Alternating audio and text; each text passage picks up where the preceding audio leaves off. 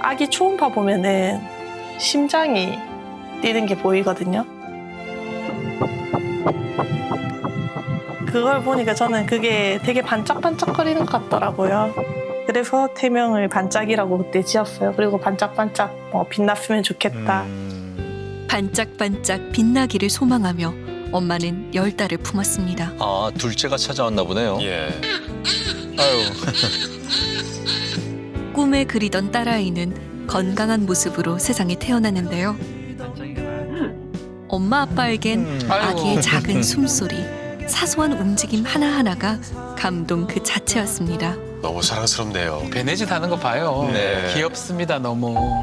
그런데 태어나고 일주일 뒤 의식을 잃고 사경을 헤매고 있습니다. 희은이를 제대로는 거의 못 본 것 같아요. 아이고. 또 하나 볼 수 있을 줄 알았는데 지금까지도 제대로 안아보지 못하는 게 너무 마음이 아프고요.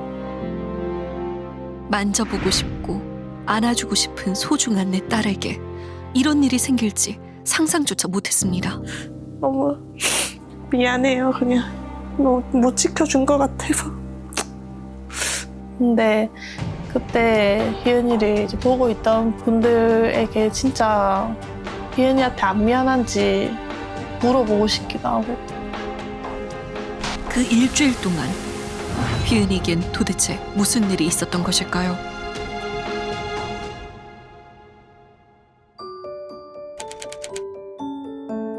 휘은이는 2년의 기다림 끝에 찾아온 둘째였습니다. 아들인 첫째 때와는 다르게 모든 게 신기한 경험이었다는 엄마 가영 씨. 아들과 딸이 진짜 다르긴 달라요. 네. 딸내미라고 이제 막 예쁜 옷 같은 거 그 선물 받았어. 확실히 여아 옷이라 러블리하죠. 예. 이쁘죠? 그냥 네. 이런 옷도 있고. 이쁘다. 네. 그리고 모자랑 세트예요. 아들 하나, 딸 하나니까 너무 부럽다면서 이렇게 옷을 주면서도 그런 얘기도 진짜 많이 들었어요. 아들 하나, 딸 하나 너무 부럽죠. 네. 안방에 아기 침대를 두려고 했었어가지고 집안에는 아직 풀지도 못한 유아용품들이 가득합니다. 이거 하나하나 준비하면서 얼마나 행복하셨을까요? 예. 희은이가 아직 안 왔으니까 노래는 처음 들어봤어요, 오늘. 이렇게 가족들은 둘째를 맞이할 준비가 다 돼 있는데 휘은이는 태어나서 2달이 넘도록 집으로 돌아오지 못하고 있습니다. 지난 3월 20일 오전 휘은이는 3.62kg으로 건강하게 태어났습니다. 희은이 같은 경우에는 진짜 임신 과정에 이벤트가 하나도 없었어요. 출산했을 때는 아기가 너무 이제 건강하게 잘 나와서 너무 행복했어요, 그냥. 6일 뒤 우녀는 산부인과 병동에서 퇴원해 같은 건물에 위치한 산후조리원으로 들어가게 됩니다.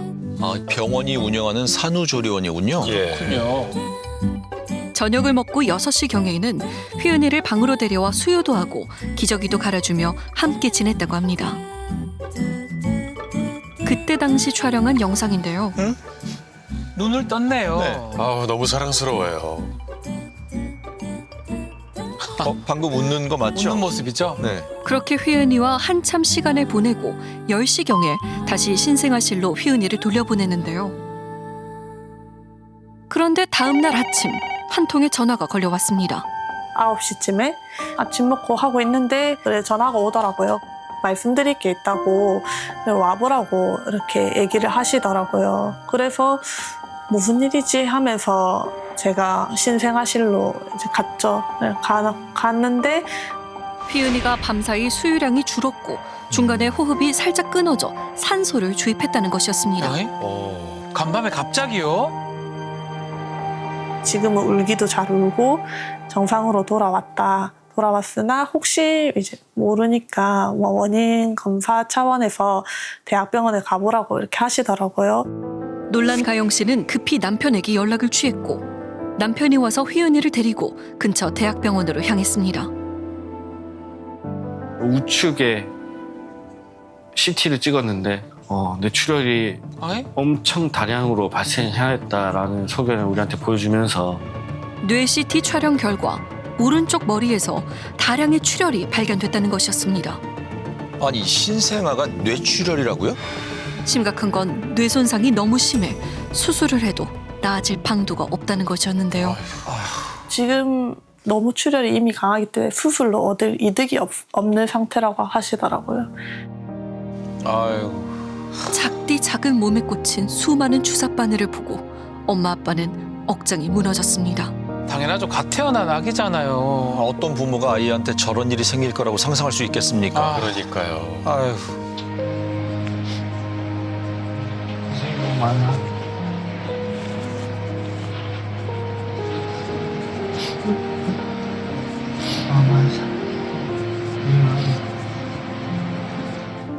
하루 전까지 멀쩡했던 아이가 어떻게 이런 상태가 된 건지 엄마 아빠는 이해되지 않았습니다. 도대체 휘은이의 상태가 언제부터 나빠진 건지 확인하기 위해 아빠는 산후조리원에 CCTV를 요청했습니다. 모자동실 후 엄마가 휘은이를 신생아실에 보낸 시간은 대략 10시경. CCTV엔 10시 17분에 한 간호조무사가 휘은이를 안고 들어오는 모습이 보이는데요. 잠시 뒤 이번엔 다른 사람이 휘은이를 안고 뒤쪽 준비실로 들어갑니다. 하지만 CCTV 사각지대에 있어 휘은이의 모습이 보이지 않는데요. 그러네요.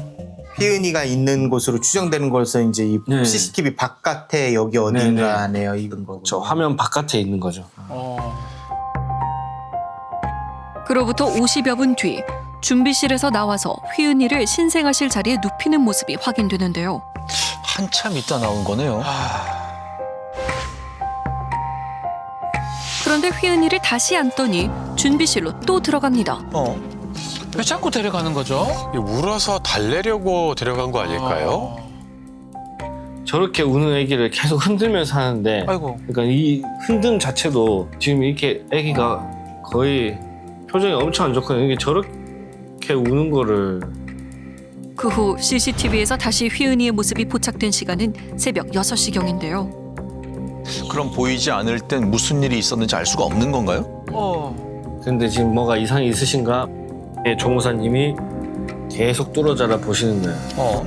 쳐다보네요. 예. 차트도. 예. 그런데 휘은이에게 이상이라도 생긴 걸까? 휘은이를 뚫어져라 쳐다보던 간호조무사는 얼굴을 들어 확인하고 코에 손을 갖다 대기도 합니다. 숨 쉬는 거 확인하는 것 같은데요. 예. 그래 보여. 지금 아기 데리고 가잖아요. 저 아기도 엄청 빨간데 차이가 옆에 있으면 더 나 보이지 않나요? 이게 그러나요? 확연하게.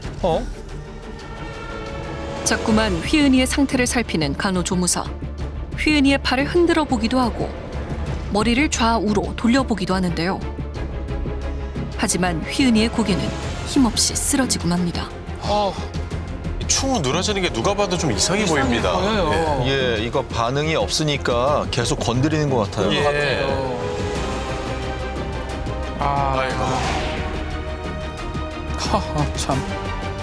애가 저렇게 쳐져 있는데 그냥 가신다고요? 오전 8시 57분 소아과 의사가 올라와 휘은이의 상태를 보고 난 뒤에 산소를 공급하는 등의 응급 조치가 취해지기 시작합니다. 예, 이거 엄청 다급해 보이는데요. 맞아요. 다급해 보입니다. 좀 더 빨리 조치가 취해졌더라면 좋았을 텐데요. 네. 오전 9시 20분경 산후조리원은 그제서야 상황을 엄마에게 전달한 것인데요. 조리원에서 왜 이 아이를 그렇게 밤새도록 대처를 하지 못했나라고 했을 때 우리 입장에서도 그것도 이해가 안 되는 거예요. 아기를 관리해주고 보호해준다는 그곳에 한 명이 다 책임지기 어려울 수 있잖아. 근데 그럼 체계가 갖춰져서 거기에 대한 대처나 이런 부분들이 있어야 되는 거 아닌가. 아빠는 왜 아이의 상태를 뒤늦게 알렸는지 산후조리원 관계자에게 물었습니다. 노티도 거의 9시 다 돼서 그러니까 그때 너무 늦게 하시더라고요. 근데 그때도 이렇게 아기가 안 울고 아침에도 계속 쳐져 있고 뭐 먹지도 안 하고 이렇게 했으면 아마 일찍 노출을 했을 거예요. 근데 뭐 울기도 하고 먹기도 하고 발탈도 괜찮고 이래서 아마 수학과 선생님 혜진을 오시는 그 타임에 갑자기 아기가 순간적으로 딱 터졌다고 하시더라고요. 근데 오신 타임에 마침 아기가 조금 순간적으로 피 처지는 느낌이 있으니까 영유아 건강 기록부를 봐도 휘은이는 새벽 1시 30분경부터 수유량이 점차 감소했다는 걸 알 수 있었습니다. 아이고 참. 과연 산후조리원의 조치는 적절했을까? 현직 간호사에게 물어봤습니다. 최소한 2-3시간은 흘렀을 거라고 보거든요. 뇌출혈, 큰 뇌출혈 발생한 지. 뭐 보면은 뭐 코를 만져보고 숨 쉬는지를 확인해보고 할 정도면 본인도 이상을 느껴서 그런 처치를 해보고 아이 고개를 젖혀보고 했을 행동이 나타난 건데 이미 수유량이 줄어드는 걸 그 전부터 알고 있었고 그리고 그때 되면 분명히 아이 활력 지원과 처지거나 뭔가 그런 증상, 피부 색깔이 달라지거나 하는 증상이 있었을 텐데 그런 거를 다 놓치고 뭐 보고도 놓치고 이제 이미 골든타임 있는 대로 다 지나서 이제 그런 증상을 체크를 한 것 같습니다. 아이가 있는 한 지인이 휘은이의 사진을 보고 의문을 제기한 것입니다. 네? 도대체 어떤 부분인지 궁금한데요. 언니가 하는 말이 근데 왜 제왕절개 했는데 머리 모양이 왜 그러냐고 왜 두혈종이 있어 이렇게 계속 하는 거예요. 그래서 두혈종이요? 근데 그 골반에 끼어 있을 수도 있대 언니 이렇게 하니까 니 애기 맨날 안 내려와 있어서 수술했잖아 이렇게 또 얘기를 하는 거예요. 아 그건 그렇네. 뭐지? 안 내려와 있어도 끼일 수 있나 어디? 막 이런 생각을 했었어요. 휘은이의 머리에는 멍든 것처럼 큰 두혈종이 있었는데요. 더군다나 두혈종이 생긴 부분이 뇌출혈 부위와 일치했던 것입니다. 남편은 딸의 출산을 담당했던 산부인과 의사를 찾아가 물었습니다. 꺼낼 때 두혈종이 왜 생기죠? 그러면? 왜냐면 우리가 흡입기로 당겨서 꺼내거든요. 흡입기요? 그게 뭐죠? 흡입기가 뭐 되게 어려움이 있거나 이런 상황은 아니기 때문에 네. 보통 그 한 1초? 그 정도. 그럼 흡입기는 어디에 사용해요? 애기 머리에 대. 머리에? 그거 플라스틱으로 돼 있어요. 아하. 우리가 신생아 쇄골골절이나 두혈종이 있을 수 있다라고 이렇게 거기 수술 동의서에도 그렇게 적혀 있으시고. 다시 보니 수술 동의서에는 흡입기 사용으로 인해 두혈종이 생길 수 있다고 써 있었습니다. 진공흡착기, 즉 흡입기는 아이를 분만하는 과정에서 사용하는 의료기구라고 하는데요. 저런 게 있다는 걸 처음 알았습니다. 예. 아기의 머리에 이렇게 흡입기를 부착을 해서 압력으로 진공 상태를 만들어서 빨아들이는 거죠. 그래서 빼내는 데 도움을 주는 거예요. 그렇다면 흡입기는 어떤 경우에 사용하는 것일까요? 제왕절개 중에 흡입분만을 사용하는 경우는 아주 흔하지는 않습니다. 태아가 이제 진통 과정을 겪어서 작은 입구까지 많이 내려왔는데 확 껴가지고 질식분만이 더 이상 어려워서 응급으로 제왕절개를 하는 경우에는 흡입분만을 함께 병행해 볼 수가 있겠습니다. 사용을 하는 것이 적절하느냐에 대한 판단은 전적으로 수술과 또 분만을 한 의사의 판단에 맡기는 것이 중요하겠습니다. 이야. 하지만 휘은이 엄마의 경우 예약된 제왕절개 수술이었고 수술 기록지를 봐도 분만 당시 위급한 상황은 아니었던 것으로 보이는데요. 하지만 기록지 어디에도 흡입기를 사용했다는 내용은 없습니다. 흡입기 사실 지금도 어떻게 생겼는지도 잘 모르겠어요. 그때 뭐 듣고 너무 놀랬죠 진짜. 그냥 근데 왜 흡입기를 쓰지? 근데 왜 기록은 없지? 그게 우리 아기가 뭔가 뇌 압력을 받고 있는 그게 전조 증상이었을 수도 있겠다 이런 생각이 들더라고요.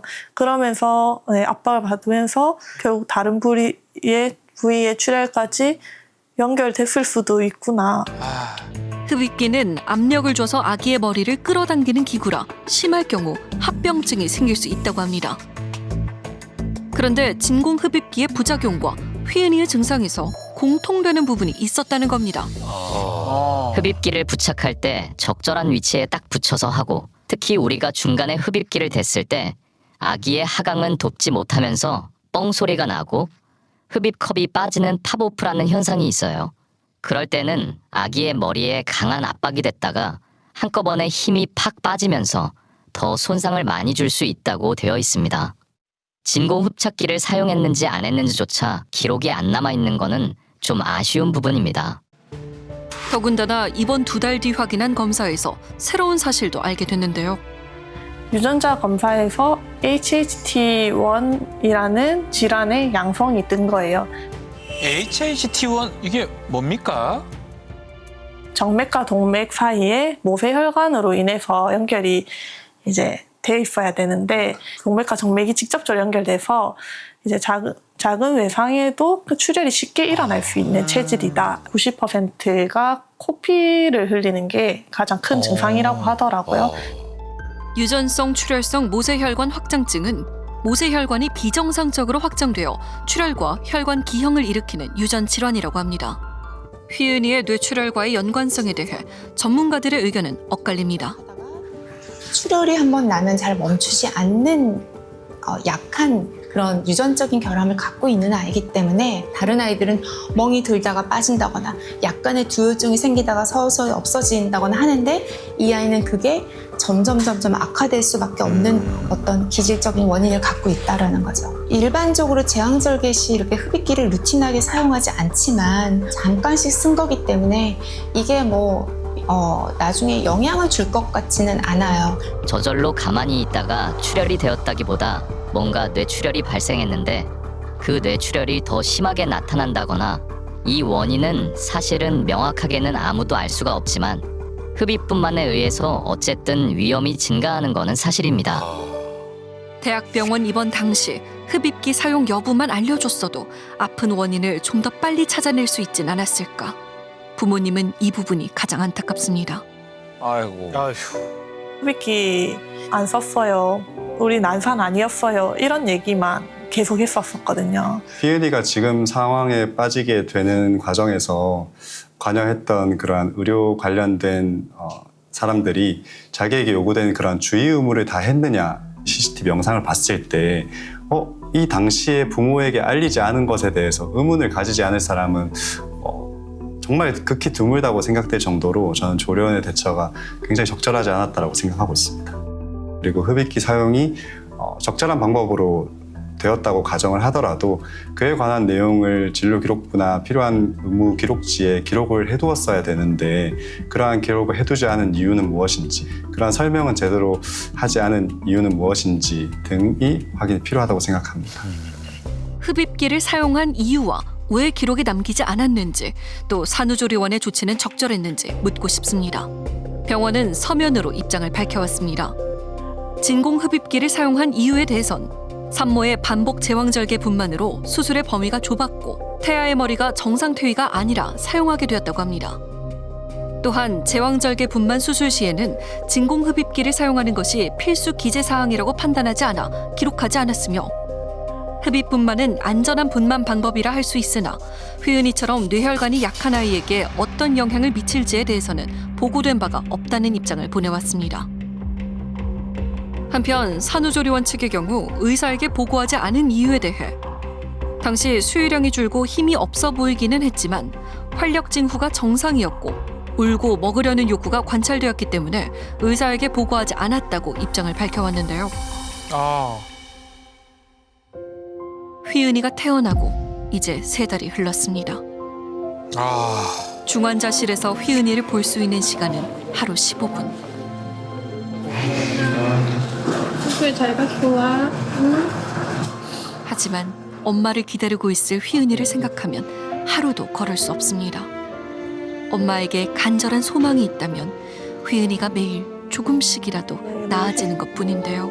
이게 처음에 전원 오자마자 남편이 찍은 사진이에요. 이때는 기도삽관으로 호흡을 하던 휘은이는 최근 목에 인공호흡기를 달았습니다. 자발호흡이 되지 않아서 그런 거군요. 간호사 선생님들이 희은이 너무 예뻐해 주셔가지고 이렇게 토끼 모양, 곰, 그리고 예비로도 몇 개 더 만들어 놨다고 이렇게 막 이렇게 그러네. 네, 곰돌이 모양, 고양이 모양 해가지고 이렇게 해놓으셨더라고요. 휘은이가 얼마나 사랑받는 존재인지 엄마는 꼭 알려주고 싶습니다. 이 마음이 휘은이에게 닿길 바라며 매일 편지를 씁니다. 너무 예쁜 우리 딸. 엄마는 여전히 너를 지켜주지 못해서 너무 미안해. 그러면서도 엄마랑 마지막으로 모자동실에서 둘만 있을 때 베네칩을 보여주던 내가 참 마지막까지 엄마 생각을 해줬구나 싶어서 너무 고마워. 희은아, 우리가 함께 할 수 있는 시간이 얼마나 주어질지 모르겠지만 엄마가 할 수 있는 건 최선을 다해볼게. 지금도 네가 그 작은 몸으로 그만큼 버텨줘서 고마워. 희은아, 내일 보자. 사랑해.